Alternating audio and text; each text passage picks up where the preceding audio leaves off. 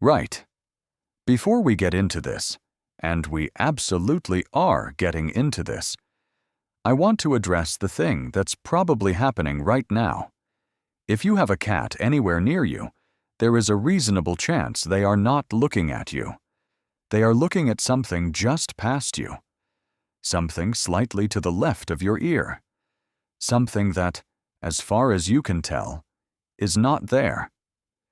They are doing this with total confidence and zero explanation, and if you look over your shoulder, there's nothing. And then you look back, and they've moved on, completely unbothered by what they've just put you through.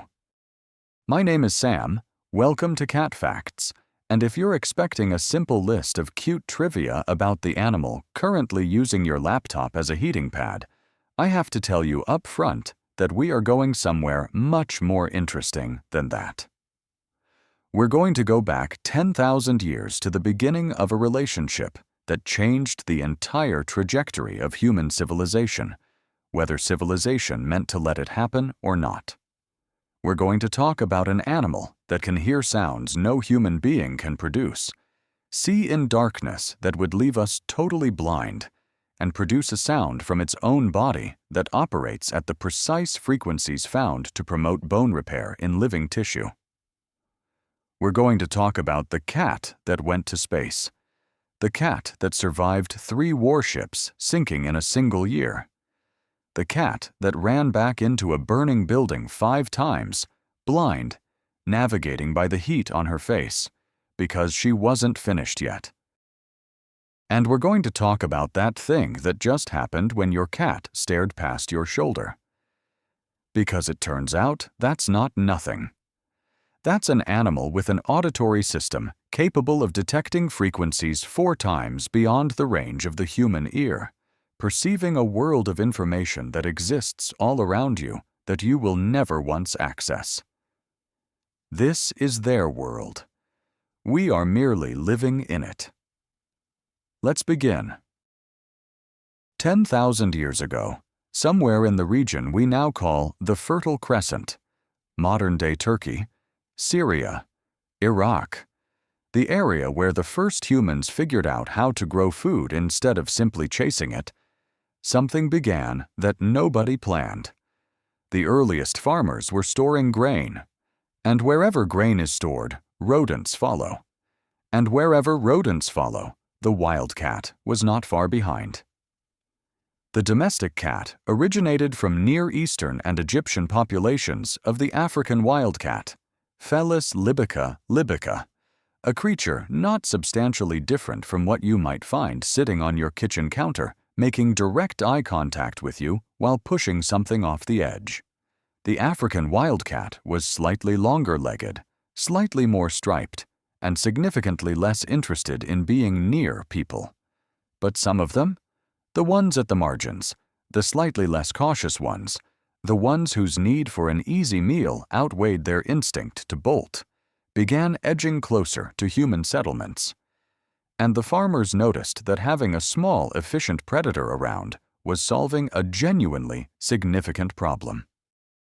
The crucial thing to understand about this arrangement is that cats did not domesticate the way dogs domesticated. Dogs were deliberately shaped by humans over thousands of years, bred, selected, trained, fundamentally altered. Cats largely walked into the deal on their own terms, allowed proximity, and never fully gave up the thread of independence that connects them to their wildcat ancestor. You can see this in the fact that a domestic cat and a wild Felis libica libica are, skeletally, almost entirely indistinguishable. The body didn't change much. The behavior shifted slightly at the margins, just enough. In 2001, archaeologists made a discovery that promised to rewrite the history of cat domestication. When researchers dug beneath a 9,500-year-old home in a farming village on the Mediterranean island of Cyprus, they discovered what appeared to be a pet cat buried alongside a human, more than 4,000 years before ancient Egypt even existed. Someone, 9,500 years ago, cared enough about a cat to be buried alongside it. That is not an accident. That is a relationship. That is something that mattered. The Egypt chapter of the cat story is the one most people know something about, but even then, the full picture is more interesting than the standard telling. The cat's domestication, traditionally associated with ancient Egypt, may have deeper roots in religious ritual than previously considered. Bastet's temples, often located near major agricultural regions infested with rodents, provided the setting for a tighter relationship between people and cats, motivated by their newly acquired divine status. Cats weren't just useful, they were considered sacred. Killing one, even accidentally, was punishable by death. When a household cat died, the family shaved their eyebrows as a sign of mourning. Bastet, the cat goddess, protector of home and family, was one of the most widely worshipped deities in the Egyptian pantheon, and from Egypt they went everywhere. Used to fight vermin on Egyptian trade ships, cats traveled across Southwest Asia, Africa, and Europe. Bones of cats with an Egyptian genetic signature have even been found at Viking sites near the Baltic Sea. There are cat bones at Viking settlements carrying the DNA signature of Egyptian cats. These animals traveled trade routes across the entire known world, thousands of years before anyone was writing down the logistics of how it happened. One more piece of the origin story worth knowing. A separate analysis of the genes for coat color showed that the coat pattern of cats, which had gone unchanged from the striped sandy appearance of its wildcat ancestors for thousands of years, began to vary, with a blotched tabby look appearing around the 14th century CE. Every spotted tabby pattern you've ever seen on a cat is a medieval development. For the vast majority of human history, every domestic cat on Earth looked essentially the same: a striped, sandy wildcat, barely distinguishable from the ancestor. The visual diversity we now associate with cats, the tabbies, the tortoiseshells, the pointed Siamese, the flat-faced Persians, is geologically recent. The relationship is ancient. The variety came late. The global cat population today exceeds 1 billion, including around 100 million wild cats, approximately 480 million strays, and over 350 million cats living in homes with their human companions. The United States leads the world with the most pet cats, followed by Brazil and China. Russia is notable for being a country where cats are more popular than dogs, an estimated 23 million cats compared to 17 million dogs.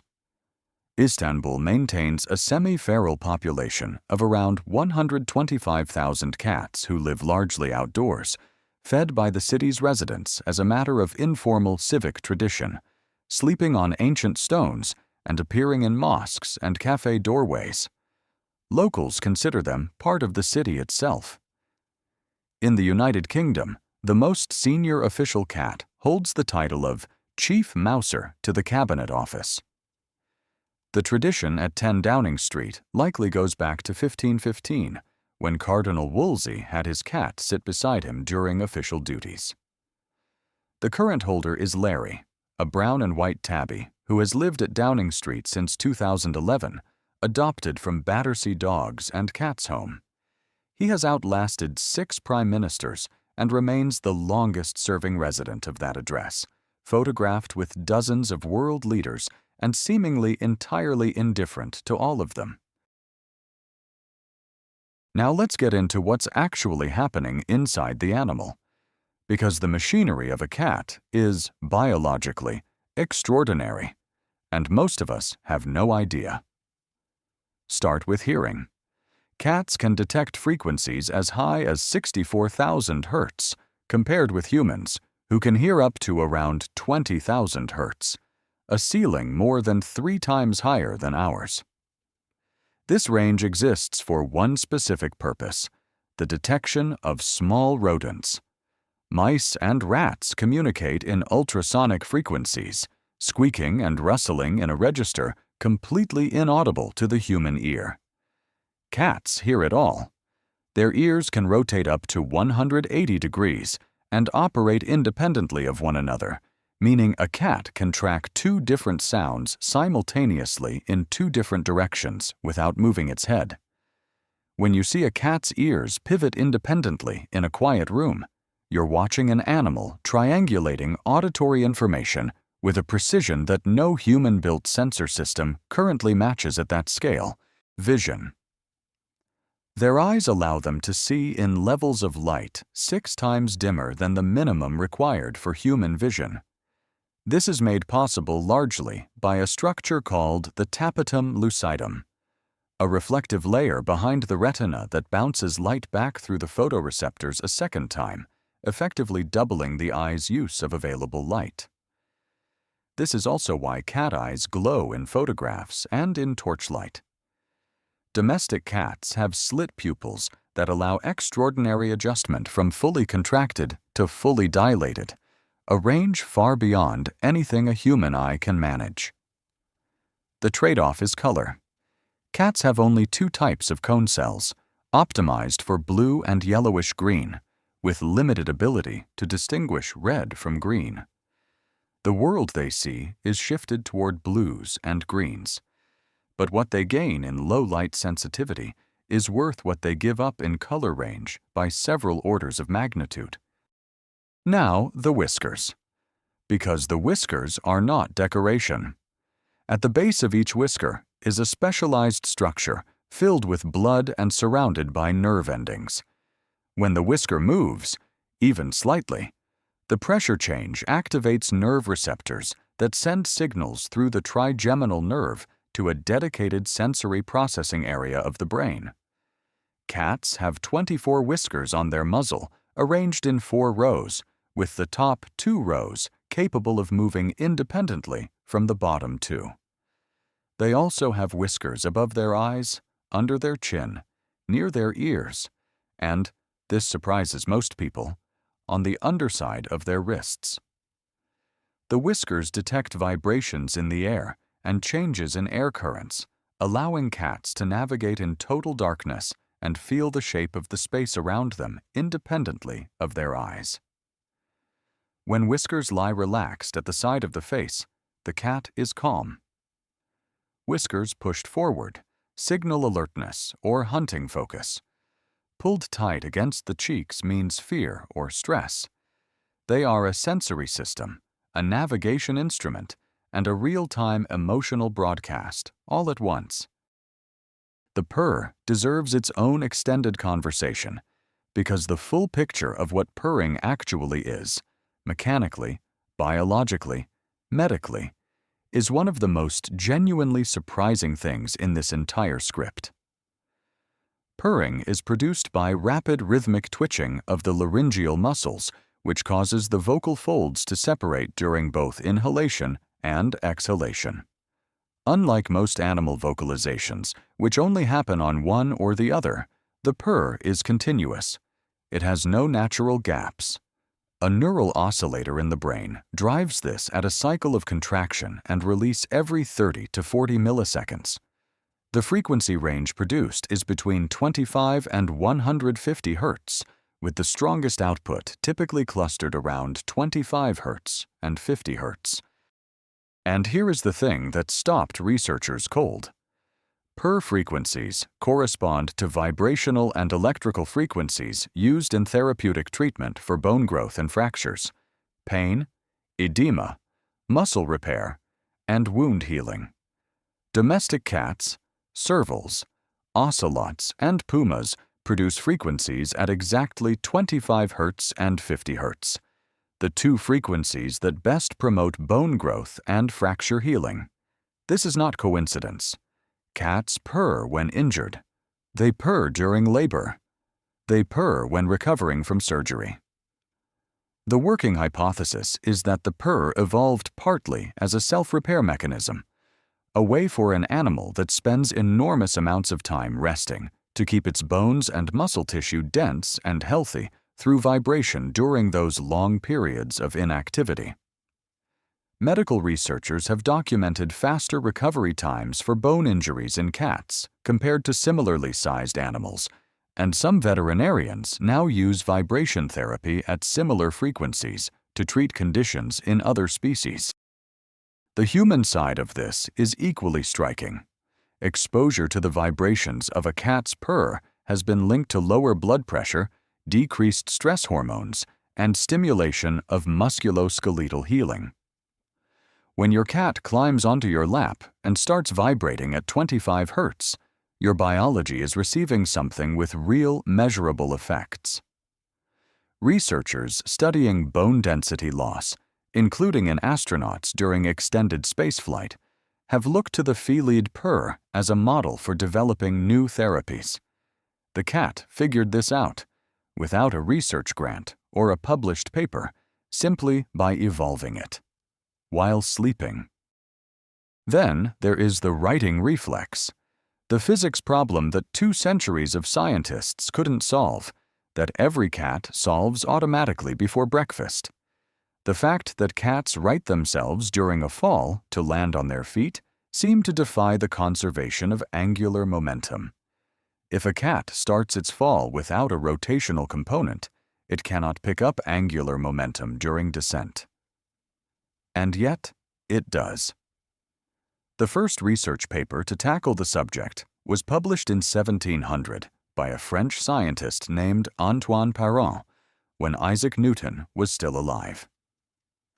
Scientists argued about it for almost 200 years, until in 1894, French physiologist Étienne Jules Marey photographed a falling cat at 60 frames per second, and finally had the slow-motion footage to understand what was actually happening. The answer is called the bend and twist model. The cat bends at the waist, then rotates the 2 halves of its body in opposite directions, so their angular momenta cancel. When it unbends, the body has reoriented without having had any net angular momentum to begin with. The cat is solving a problem in rotational physics by temporarily becoming 2 separate systems. It completes this maneuver in under a second and can do so reliably from week 7 of life. But it requires the developed vestibular system to function. When adult cats and newborn kittens were flown in zero gravity in the 1950s, the kittens couldn't right themselves. The adults did it immediately. A cat needs at least 2.5 feet and less than a second to complete the maneuver. This creates a counterintuitive finding. Cats who fall from 7 stories or higher more often land on their feet than from shorter distances, because the extra height gives them time to complete the rotation and spread their body into a parachute-like posture that distributes impact across a wider area. They do not have 9 lives. They have better physics than we gave them credit for. Now the meow, because it is not what you think it is, and once you understand what it actually represents, you will never hear your cat the same way again. Cats meow primarily to communicate with humans, not with each other. Kittens meow to tell their mothers they're cold or hungry, but as they mature, cats almost entirely stop meowing at other cats. Feral cats living in outdoor colonies with no significant human contact rarely meow at all. They communicate through scent marking, body language, facial expressions, and tail position. This tells us something important. Meowing is not a core part of how cats talk to cats. The meow is a communication tool domestic cats developed specifically for humans. Researchers have found that cat vocalizations have changed over the course of domestication to become more pleasant to the human ear. The meow evolved over thousands of years to occupy frequencies that resemble a human infant's cry, closely enough to activate a similar instinctive response in us. Some researchers call this a form of manipulation. Not sinister, but in the precise ethological sense, a signal shaped over time because it reliably produces a useful response from another species. Cats can produce over 100 distinct sounds. The meow is just one of them, and it was invented for us. Body language is where the real feline fluency lives. A tail carried straight up is a greeting, the feline equivalent of a wave. When a cat winds its tail around your legs, it is an expression of affiliation. Two cats who interlock tails when walking together are expressing something much closer to friendship than we usually credit cats with having. Then there is the slow blink.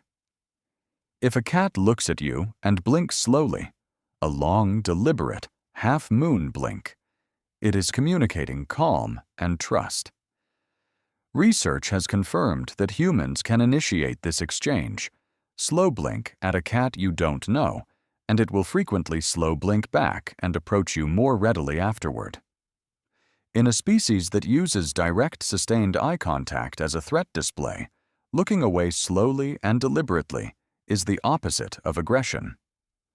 The slow blink is a cat saying, "I trust that you won't hurt me." And when they do it first, unprompted, toward you, that is as close to a declaration as cats make. There have been cats in history who deserve the same biographical treatment as any human figure of comparable significance. On October 18, 1963, France launched the first and only cat into space. The 14 cats chosen for training were given numbers rather than names to prevent the scientists from forming attachments. The cat selected for the actual flight was eventually given the name Félicette, a calm-tempered Paris stray weighing just over 2 kilograms. She was launched into suborbital flight from a test center in Algeria, with electrodes monitoring her neural activity in real time throughout the flight, providing data on how spaceflight affects living nervous systems. She returned safely to Earth after 13 minutes. She came back alive. She was largely forgotten for decades after, overshadowed in the public imagination by Laika the Soviet dog, who did not survive her mission. Félicette went to space and came home, and for 56 years, most people had never heard of her. In 2019, a crowd-funded campaign resulted in a statue being unveiled in her honor at the International Space University in Strasbourg. She deserved better from the history books. She got there eventually. Now for the cat who survived 3 warships sinking in a single year. Known as Unsinkable Sam, this black and white tomcat lived through the destruction of the Bismarck, HMS Cossack, and HMS Ark Royal, 3 of the most famous warships lost between May and November 1941. The story begins with the German battleship Bismarck, setting out in May 1941 with a crew of over 2,200. The Bismarck was hunted down and sunk by the British Royal Navy on May 27th. Only 111 survived. Among the wreckage, sailors spotted a small cat clinging to a plank.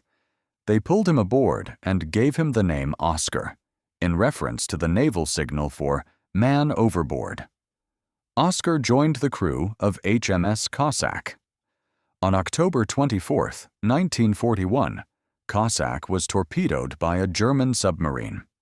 An explosion blew off 1/3 of the ship's forward section, killing 159 of the crew. Oscar survived.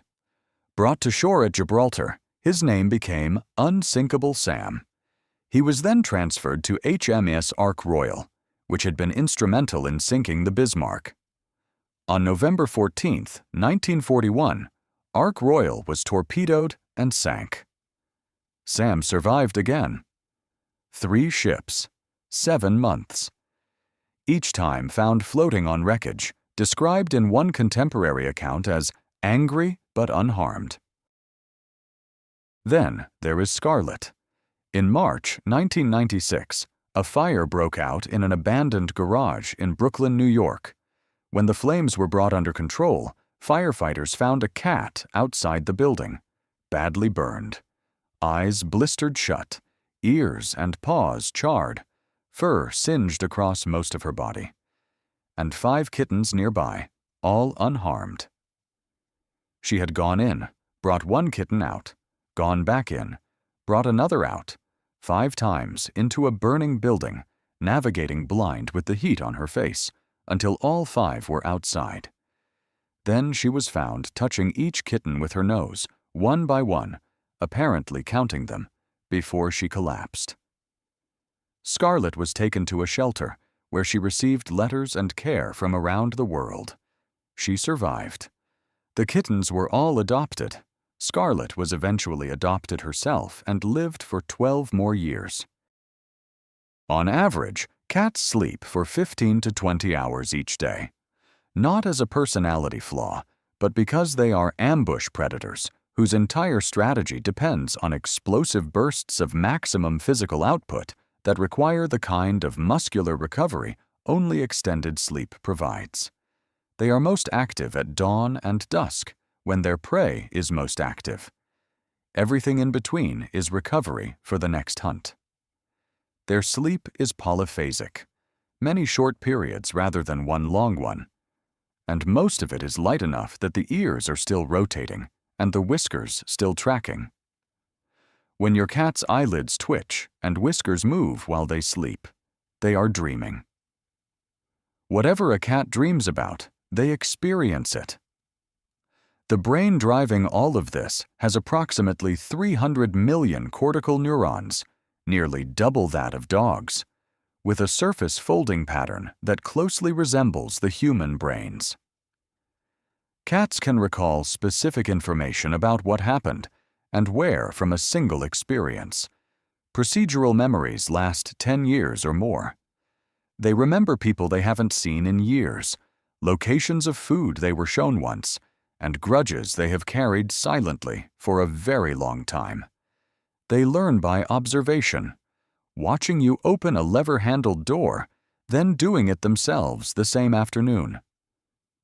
They were not guessing. They were paying attention the entire time. There is something fitting about ending here, at the intersection of the ancient and the present. An animal that walked out of the Fertile Crescent 10,000 years ago and was deified by the most powerful civilization on Earth. That ended up with its DNA recorded at Viking settlements in Scandinavia. That purrs at frequencies that repair living bone. That solved a physics problem 2 centuries before physicists did, every morning, jumping off a chair. That invented a second language specifically for a species that was too perceptually limited to understand the first one. Cats are not what their reputation suggests. The aloofness is real, but incomplete. Research into cat-human bonding has found that cats form secure attachments to their owners in a pattern that closely resembles the attachment between young children and caregivers, showing less distress when their person is present, treating them as a secure base from which to explore. They are not indifferent. They are particular. And being chosen by something particular is, if anything, more meaningful than being universally adored. That cat across the room, the one who was staring at something past your shoulder earlier, it heard something. In a frequency you cannot access. Its whiskers felt a shift in the air. Its pupils adjusted to a light level you registered as dark. It processed the environment around it with a sensory toolkit that took millions of years to develop, made a decision, and moved on. Because the world is full of information, and cats are never not receiving it. They arrived 10,000 years ago on their own terms, and they've never really changed those terms since. They gave us their company, kept our grain stores clear of vermin, traveled the trade routes of the ancient world, sailed on warships, rode to space, and kept their basic nature: the independence, the precision, the reflex, the purr, completely intact throughout all of it. That is, by any measure, a remarkable animal. And they are probably asleep on something that belongs to you right now. Thanks for watching.